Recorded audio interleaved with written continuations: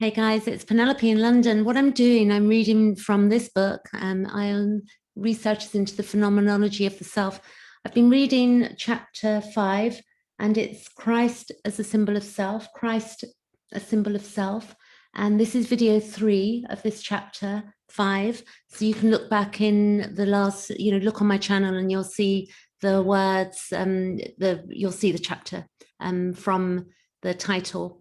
So I'm going to continue on number 79, paragraph number 79, and just see where this goes. I'll probably read for 10 minutes, and that would give a bit more information from this chapter because I'm enjoying reading it.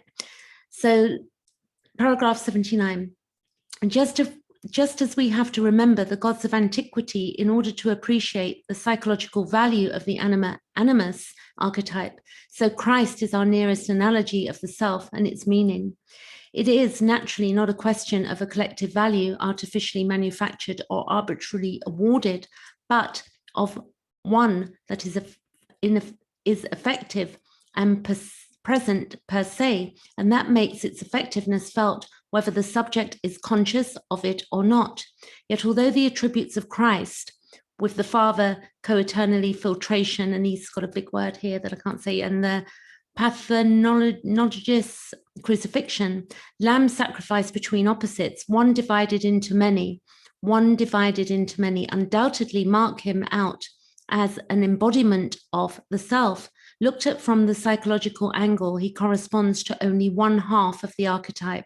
The other half appears in the Antichrist. The latter is just such much a manifestation of the self, except that he consists of its dark aspect.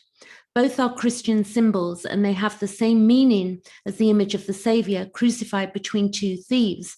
This great symbol tells us that the progressive development and differentiation of consciousness leads us to an ever more menacing awareness of the conflict and involves nothing less than a crucifixion of the ego, its agonizing suspension between irreconcilable opposites. Naturally, there can be no question of the total extinction of the ego, for then the focus of consciousness would be destroyed and the result would be complete unconsciousness. The relative abolition of the ego affects only those supreme and ultimate decisions which confront us in situations where there are insoluble conflicts of duty. This means, in other words, that in such cases, the ego is a suffering bystander who decides nothing but must submit to a decision and surrender unconditionally. The genius of man, the higher and more spacious part of him, whose extent no one knows, has the final word. So that's interesting. So, there are situations where we have genius within us, and, there is a higher and more spacious part of ourselves, which he is saying, whose extent no one knows, and that self has the final word. Continuing reading.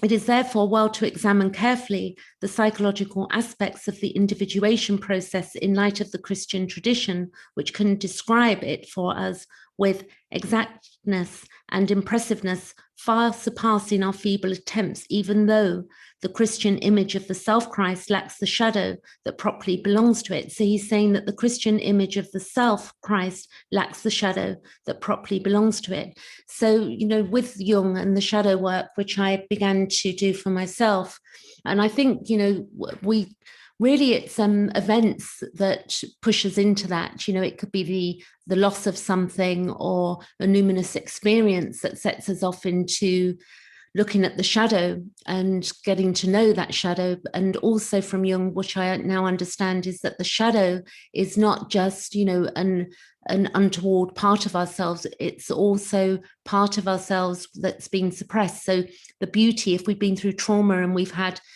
soul shattering in childhood, for instance, or even as adults, we can be in a position that we haven't really, we've been cut off from doing what we really want to do, and we suppress that, and it's almost like a death when that happens for us as well. So getting in touch with the Christ as a symbol of the self is really, this is a beautiful chapter for me to be reading anyway, and I hope you're enjoying it as I do read it. So this is now paragraph 80. He goes on to say, the reason for this is already indicated is the doctrine of the summum bonum. And he says, Irenaeus says very rightly in refuting, so some of these words are Latin or, Greek sometimes. So I sort of do the best I can. And sometimes I have to go back, and I think it'll be a second reading of this. So I'll be able to go deeper into this book, but not to you guys, but to myself. In the refuting the Gnostics, that exception must be taken to the light of their father, because it could not illuminate and fill even those things which were within it, namely the shadow and the void. It seems to him scandalous and reprehensible to suppose that within the pleroma of light there could be a dark and formless void. For the Christian, neither God nor Christ could be a paradox. They had to have a single meaning, and this holds true to the present day. No one knew, and apparently with a few commendable exceptions, no one knows even now, that the hybris of the speculative intellect had already emboldened the ancients to propound a philosophical definition of God that more or less obliged him to be the summum bonum. I don't know what that means, but I will check that out. I may put a note in the video below when I post it, when I upload it to YouTube, in the comments box, so that you can see what the summum bonum means. A Protestant theologian has even had the temerity to assert that God can only be good. Yahoo could certainly have taught him a thing or two in this respect.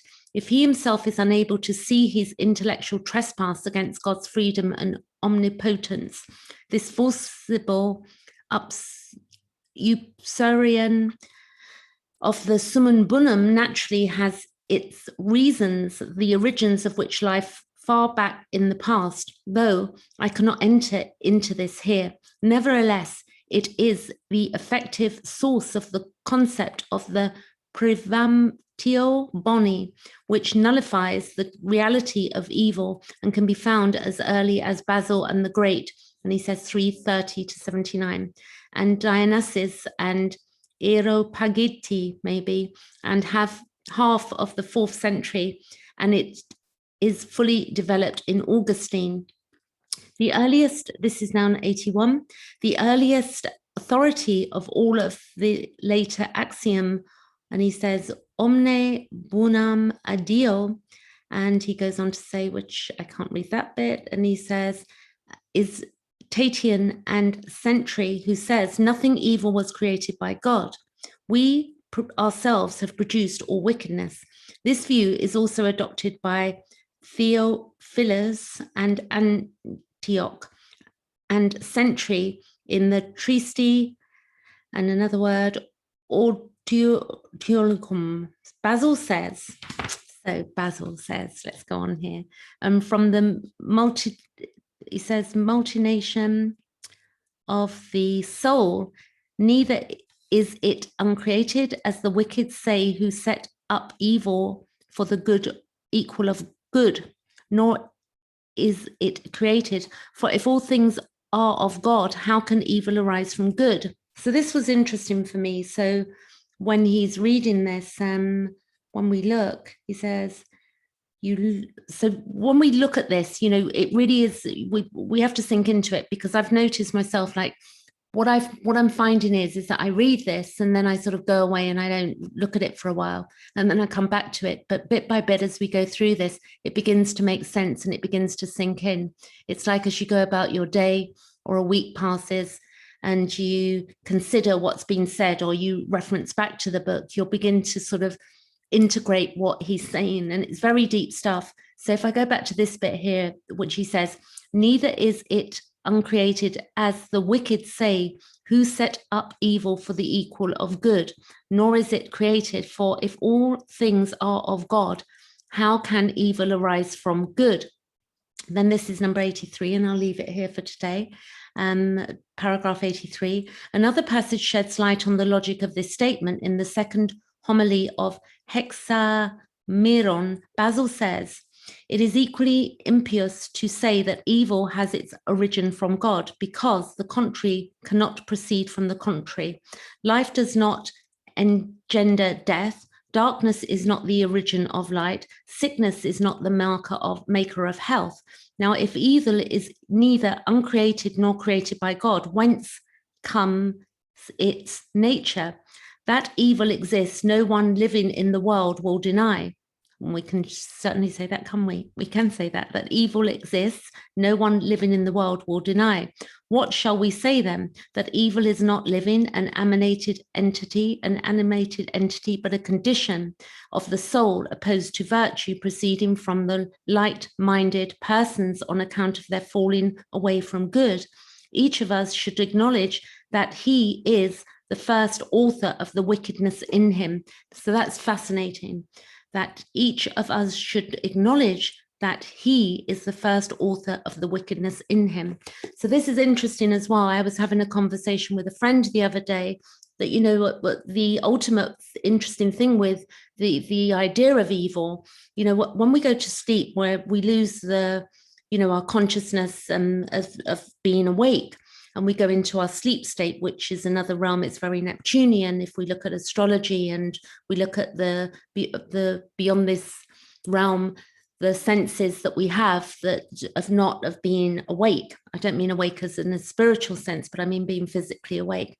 But going to sleep, we're still in the world, but we're sort of not of the world in that time, but we're still having the experience of being human.